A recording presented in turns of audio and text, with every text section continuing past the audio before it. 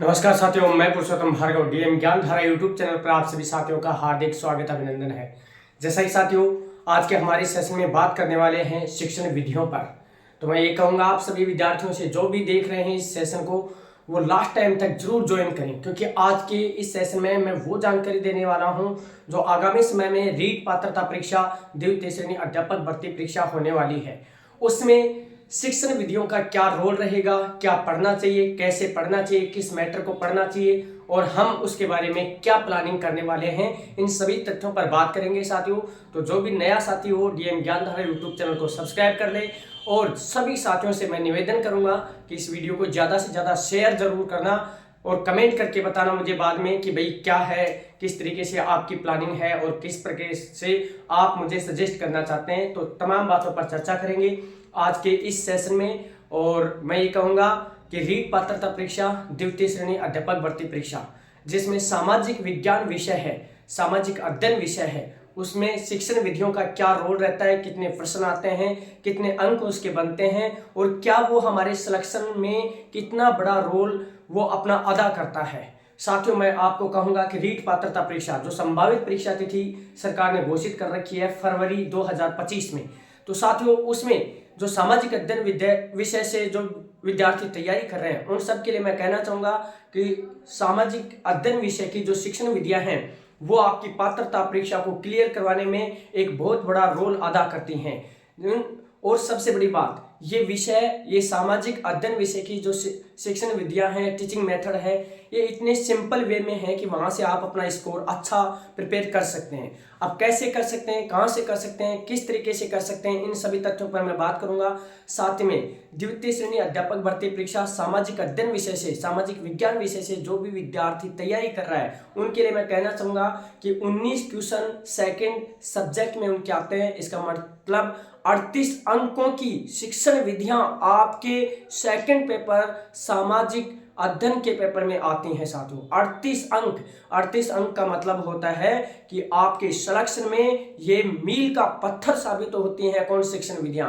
साथियों, अन्य सब्जेक्टों की तरह ही इसको भी बराबर का डिवाइडेशन करके और बराबर अंक प्रदान किए गए हैं। और ये 19 में से इतना साधारण सब्जेक्ट है, एक आप अच्छा स्कोर बना सकते हैं, इजी वे में इस सब्जेक्ट को तैयार कर सकते हैं और सिंपल भाषा में इस तैयार किए हुए सब्जेक्ट से आप पूरे के पूरे प्रश्न लगभग क्लियर कर सकते हैं। इसमें बशर्ते बस थोड़ी सी मेहनत और समझ को विकसित करना है। यदि आपकी समझ विकसित हो जाती है, थोड़ा सा आप इसका अध्ययन करते हैं अन्य विषयों के साथ, तो ये विषय है आपके सिलेक्शन में, मैं कहूँगा कि आपके रैंक सुधारने में, आपका भविष्य सुधारने में, आप जिस मेहनत से आप अपने मंजिल को प्राप्त करना चाहते हैं उस मंजिल को प्राप्त करने में शिक्षण विधियां एक अहम रोल अदा करती है साथियों।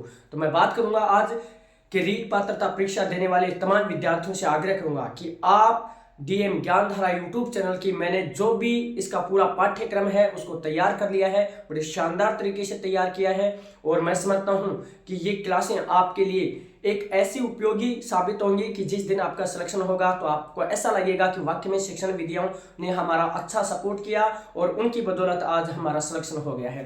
तो डीएम ज्ञानधारा यूट्यूब चैनल पर आप सबको मैं कहना चाहूँगा, सामाजिक अध्ययन विषय की तैयारी करने वाले, अन्य विषयों की तैयारी करने वाले, कि शिक्षण विधियों का रोल जो अदा होता है वो एकदम सिंपल वे में मैं समझा दूंगा। क्योंकि काफ़ी समय से विद्यार्थियों के मैसेज कॉल आए कि शिक्षण विधियां हमें अध्ययन करवाई जाए। साथियों, मैंने तैयार कर लिए हैं, बड़े अच्छे शानदार तरीके से इजी वे में तैयार कर लिए हैं। जो सब्जेक्ट है उस सब्जेक्ट की जैसी डिमांड रहती है उस सब्जेक्ट के अकॉर्डिंग हमने इस सब्जेक्ट को तैयार कर लिया है और निश्चित रूप से बहुत शानदार सरल शब्दों में, सरल भाषा में ये विषय आपके समझाने में मैं एक उपयोगी होऊंगा।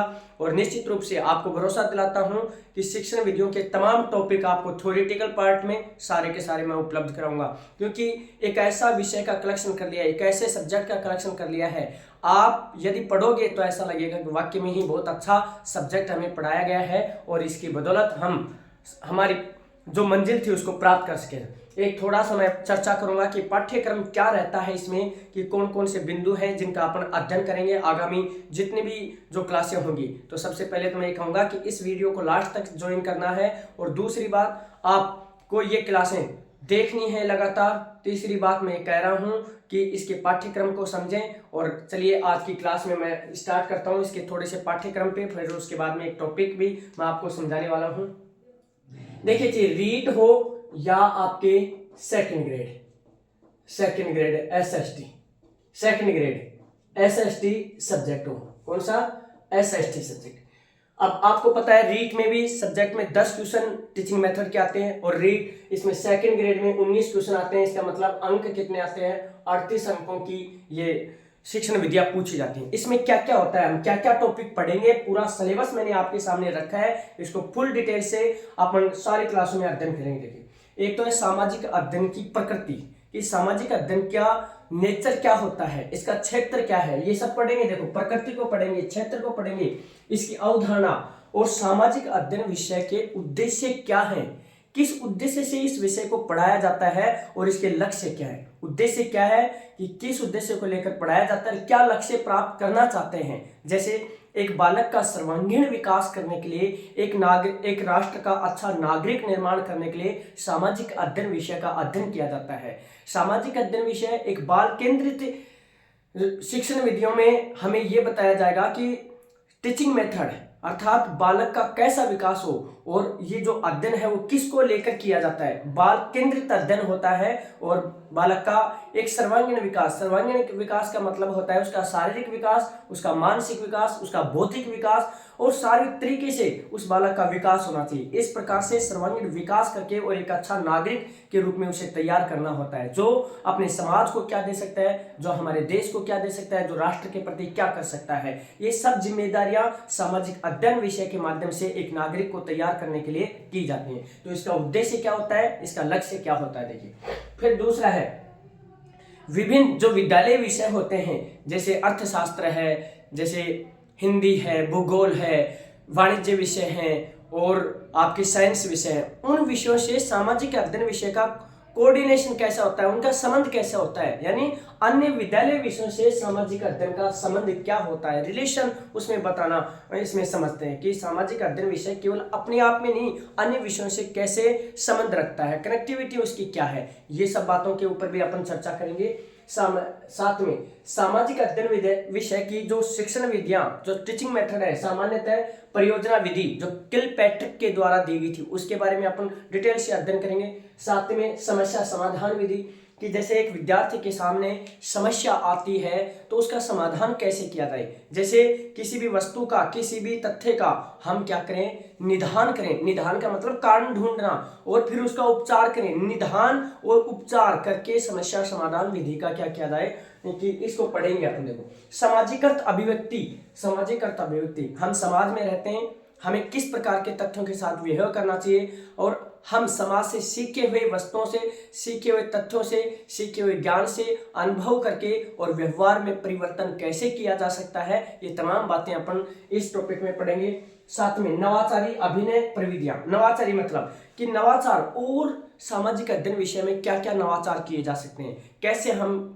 वहां कहां से इस सामाजिक अध्ययन विषय का अध्ययन कर सकते हैं। जैसे पत्र पत्रिकाओं से कर सकते हैं। मस्तिष्क उद्दोलन विधि, यानी मस्तिष्क उद्दोलन विधि का मतलब ये होता है कि व्यक्ति तर्क के साथ, व्यक्ति बुद्धि के साथ, व्यक्ति विवेक के साथ सोच समझ के और तर्क संगत बातें करके और एक सारांश निकालता है। मस्तिष्क उद्दोलन विधि के माध्यम से भी अपन पढ़ेंगे इसको पूरा। क्षेत्रीय भ्रमण विधि बड़ी शानदार विधि है। हम किसी भी क्षेत्र का जब भ्रमण करके आते हैं तो उसका वास्तविक जीवंत हम क्या कर पाते हैं, उसको समझ पाते हैं। जैसे आप किसी भी दुर्ग का अध्ययन कर रहे हैं तो आप वहां पर जाकर उसका भ्रमण करेंगे तो निश्चित रूप से आपका ज्ञान एक कम समय तक नहीं, अल्प समय तक नहीं, स्थायी ज्ञान आपकी थर्ड मेमोरी में सेव होता है। तो भ्रमण विधि से क्या होता है, हम प्रत्यक्ष देखते हैं, उसका अनुभव करते हैं, इसलिए हमारे ज्ञान में क्या आती है, स्थायित्व आती है। हम लंबे समय तक उस ज्ञान को अपने मस्तिष्क में बनाए रखते हैं, उस ज्ञान को एक्सप्लेन कर सकते हैं। तो ये भ्रमण विधि बड़ी महत्वपूर्ण विधि है जो विद्यार्थियों को सामाजिक अध्ययन विषय में इस भ्रमण विधि के माध्यम से हम क्या क्या सीख सकते हैं, ये सब अपन पढ़ेंगे इसमें। देखो, सहायक सामग्रियां हैं। सहायक सामग्री यहाँ से स्टार्ट हो जाती है। मार्कर है मेरा, चौक है, डस्ट, ये बोर्ड है, डस्टर है जिसको झाड़न बोलते हैं, पत्र पत्रिकाएं हैं, रेडियो है, वीडियो है, ऑडियो वीडियो हैं, साथ में बहुत अनेकों सहायक सामग्रियां होती हैं। पाठ्य पुस्तक है हमारी, ये सहायक सामग्री हैं। इनसे हम कैसे अध्ययन ग्रहण करते हैं, कैसे हम सीखते हैं, तो ये सब पाठ्य सामग्री के भीतर हम पढ़ेंगे सारे के सारे तथ्यों के बारे में। सामाजिक अध्ययन जो विषय होता है, सामाजिक विज्ञान कहें उसे, सामाजिक अध्ययन विषय के शिक्षक के क्या गुण होने चाहिए, शिक्षक में क्या गुण होने चाहिए, साथ में उसकी क्या भूमिका होती है, विद्यार्थियों के हित में क्या भूमिका होती है, एक विद्यालय के हित में क्या भूमिका होती है, और एक समाज के हित में क्या भूमिका होती है, और एक राष्ट्र के निर्माण में उसकी क्या भूमिका होती है। तो सामाजिक अध्ययन विषय के जो अध्यापक होते हैं उनकी क्या भूमिका, उनके क्या गुण होते हैं, और कैसे व्यावसायिक वर्दी का मतलब सामाजिक अध्ययन विषय है, वो कैसे व्यवसाय में भी उपयोगी है। हम व्यवसाय करें, आजीविका चलाने के लिए कैसे सामाजिक अध्ययन विषय एक अपने आप में क्या है कि उपयोगी साबित होगा। तो व्यवसाय में वृद्धि करने के लिए इस विषय को कैसे उपयोग किया जा सकता है। साथ में देखिए पाठ्यक्रम करिकुलम, उसका अर्थ क्या होता है, उसका उद्देश्य क्या होता है। यानी करिकुलम का, जैसे एक विद्यार्थी क्या होता है अपने लक्ष्य को प्राप्त करने के लिए, अपने उद्देश्य को प्राप्त करने के लिए, जो उद्देश्य निर्धारित किया है उसके अनुसार लक्ष्य को प्राप्त करने के लिए किस पाठ्यक्रम पे, आज देखो हम एक द्वितीय श्रेणी अध्यापक भर्ती परीक्षा में शामिल हो रहे हैं और उसमें सफलता प्राप्त करना चाहते हैं, रीट पात्रता परीक्षा में सफलता प्राप्त करना चाहते हैं, तो उसका एक निश्चित सिलेबस, जैसे मैं बता रहा हूँ पाठ्यक्रम, ये पाठ्यक्रम है और इसका उद्देश्य क्या है कि हमें जो लक्ष्य निर्धारित किया है उस लक्ष्य को प्राप्त करना, सेकंड ग्रेड में सिलेक्ट होना, रीट पात्रता परीक्षा को क्लियर करना, तमाम ये हमारे क्या होते हैं, लक्ष्य होते हैं। तो इसमें उद्देश्य, इस पाठ्यक्रम का अर्थ क्या होता है, उद्देश्य क्या होता है। साथ में हमारे भारत सरकार ने राष्ट्रीय पाठ्यक्रम निर्माण कार्य 2005 निर्माण किया है। इसके तहत देखिए कि शिक्षा कैसी होनी चाहिए, सामाजिक अध्ययन विषय में या अन्य विषयों में शिक्षा का कैसा रोल होना चाहिए। एक तो देखो, शिक्षक अभिकेंद्रित नहीं होनी चाहिए, बालक केंद्रित शिक्षा को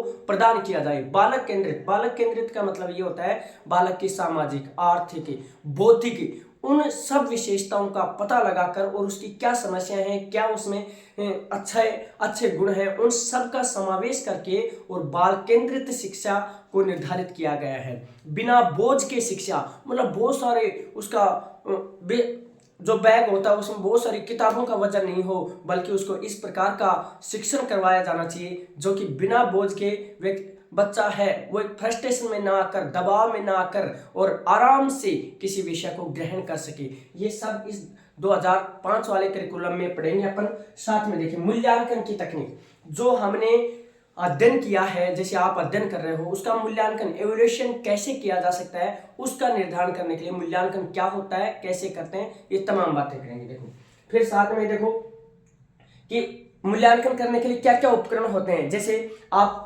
ऑब्जेक्टिव क्वेश्चन हल करते हो तो उसके कई तरीके होते हैं। देखो तो प्रश्नों के विभिन्न प्रकार, निबंधात्मक प्रश्न है, लघुत्तरात्मक प्रश्न है, अति लघुत्तरात्मक प्रश्न है, आपके मिलान करने वाले प्रश्न है, रिक्त स्थानों वाले प्रश्न है। इन तमाम प्रकार के प्रश्नों की कैटेगरी, हम उसकी श्रेणियों को पढ़ेंगे और उनकी क्या क्या विशेषताएं होती हैं ये सब पढ़ेंगे। बड़ा साधारण सिंपल विषय है और मैं ये कहता हूँ सेकंड ग्रेड वाले 19 क्वेश्चन आएंगे, इसका मतलब 38 अंक, आराम से इसमें बहुत बड़ा स्कोर वो खड़ा कर सकते हैं और अपना सिलेक्शन में इस सब्जेक्ट की अहम भूमिका अदा कर सकते हैं।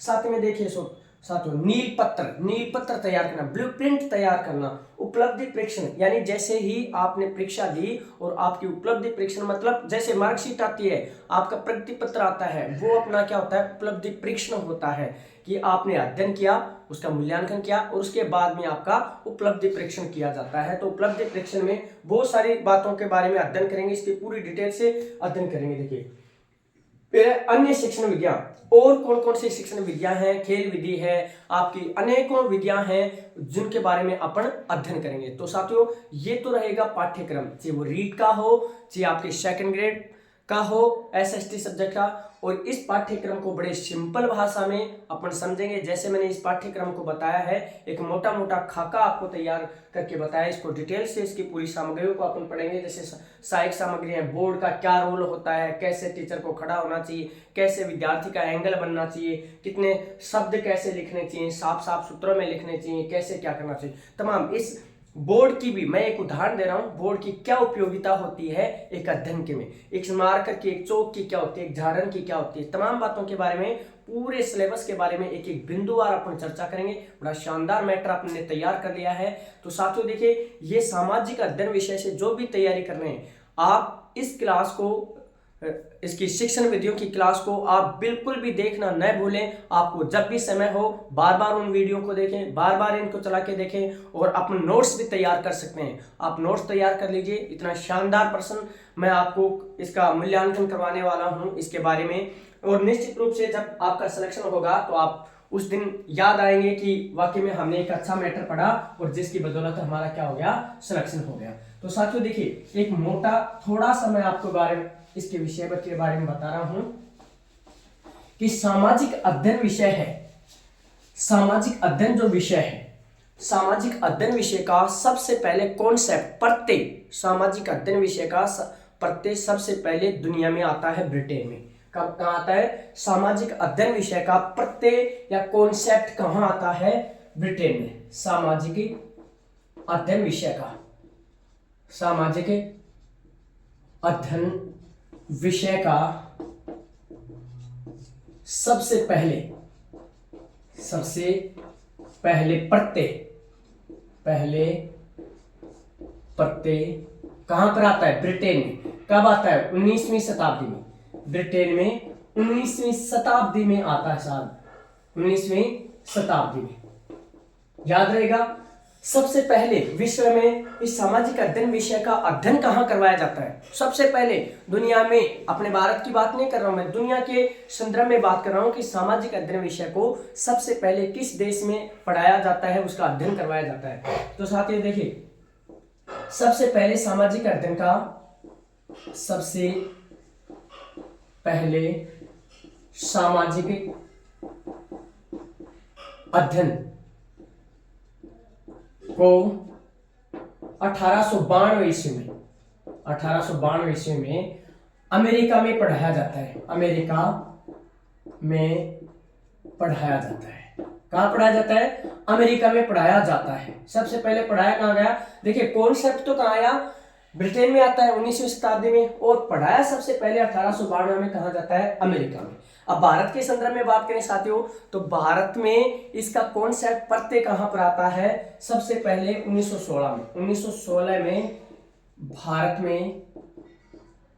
में सामाजिक अध्ययन विषय का प्रत्यय आया। प्रत्यय का मतलब है, इसका भाव आया कि ये भी कोई सब्जेक्ट होता है और इस सब्जेक्ट को पढ़ा जा सकता है। प्रत्यय आया सबसे पहले। फिर उसके बाद भारत में सामाजिक अध्ययन विषय को पढ़ाया कब जाता है? देखिए, 1952 में भारत में मुदालियर आयोग, कौन सा आयोग बना था? मुदालियर आयोग बना। इसको शिक्षा आयोग भी कहते हैं, मुदालियर आयोग। इसकी सिफारिश पर सबसे पहले भारत में 1955 में सामाजिक अध्ययन विषय को पढ़ाया गया। सामाजिक अध्ययन विषय को पढ़ाया गया भारत में। सबसे पहले कब पढ़ाया जाता है? सामाजिक अध्ययन विषय को कब पढ़ाया जाता है? 1955 में पढ़ाया जाता है साथियों। तो ये याद रखना। देखो, सामाजिक अध्ययन विषय को सबसे पहले कब पढ़ाया जाता है? 1955 में पढ़ाया जाता है। किस आयोग की सिफारिश पर? मुदालियर आयोग की सिफारिश पर पढ़ाया जाता है। अब साथियों देखिए, इसमें क्या होता है कि जो सामाजिक अध्ययन विषय है उसमें होता क्या है? हमारे देश में देखिए, प्राथमिक स्तर पर सामाजिक अध्ययन विषय को पर्यावरण के साथ पढ़ाया जाता है। इसकी विषय वस्तु होती है वो कहां पर पढ़ाई जाती है और किस तरीके से पढ़ाई जाती है, इन तमाम बातों के बारे में अपन चर्चा करेंगे। देखिए, इसको प्राथमिक स्तर पर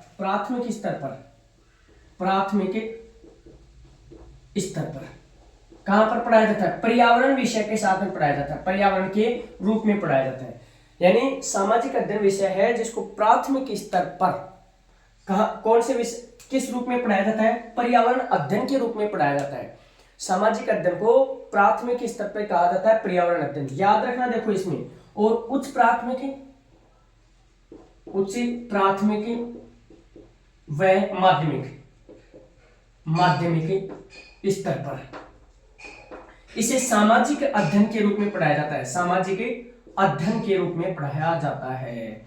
सामाजिक अध्ययन के रूप में। देखो, ध्यान रखना, 2 स्तर बताए मैंने, और बड़े इंपॉर्टेंट क्वेश्चन यहां से बन जाते हैं सीधे से कि भारत में सामाजिक अध्ययन विषय को प्राथमिक स्तर पर किस रूप में पढ़ाया जाता है? तो वो पढ़ाया जाता है पर्यावरण अध्ययन के रूप में। पर्यावरण अध्ययन की किताब आती है तो इसका मतलब वो पुस्तकें किसका अध्ययन करवा रहे हैं, सामाजिक अध्ययन का ही करवा रहे हैं।